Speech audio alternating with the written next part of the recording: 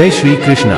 दोस्तों आइए माता लक्ष्मी जी और भगवान श्री कृष्ण जी का कथा सुनाता हूँ। एक दिन समुद्र मंथन के समय क्षीर सागर से लक्ष्मी जी प्रकट हुई थी और भगवान विष्णु को अपना पति स्वीकार किया था। कथा इस प्रकार है। एक बार भगवान शंकर के अंशभूत महर्षि दुर्वासा पृथ्वी पर विचर रहे थे।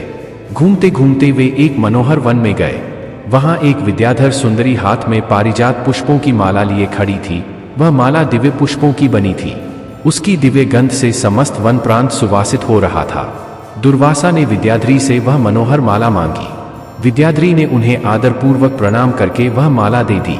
माला लेकर उन्मत्त वेशधारी मुनि ने अपने मस्तक पर डाल ली और पुनः पृथ्वी पर भ्रमण करने लगे। इसी समय मुनि को देवराज इंद्र दिखाई दिए, जो मतवाले ऐरावत पर चढ़कर आ रहे थे। उनके साथ बहुत से देवता भी थे। मुनि ने अपने मस्तक पर पड़ी माला उतारकर हाथ में ले ली। उसके ऊपर भौरे गुंजार कर रहे थे।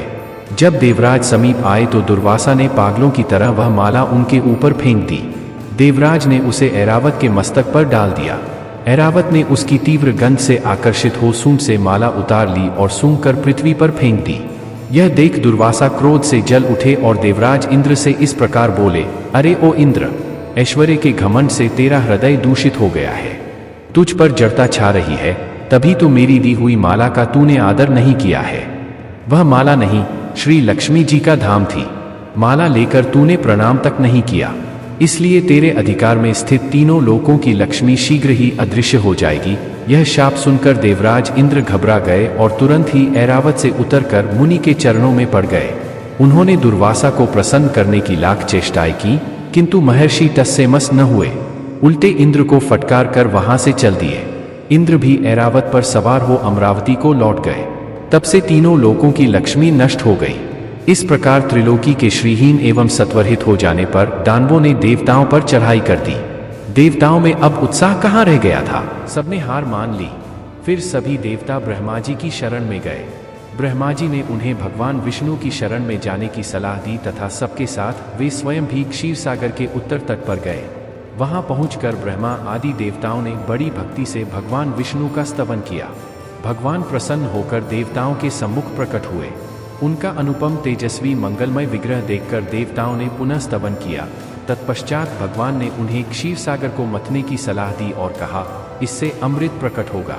उसके पान करने से तुम सब लोग अजरमर हो जाओगे, किंतु यह कार्य है बहुत दुष्कर, अतः तुम्हें दैत्यों को भी अपना साथी बना लेना चाहिए। मैं तो तुम्हारी सहायता करूंगा ही। भगवान की आज्ञा पाकर देवगण दैत्यों से संधि करके अमृत प्राप्ति के लिए प्रयास करने लगे।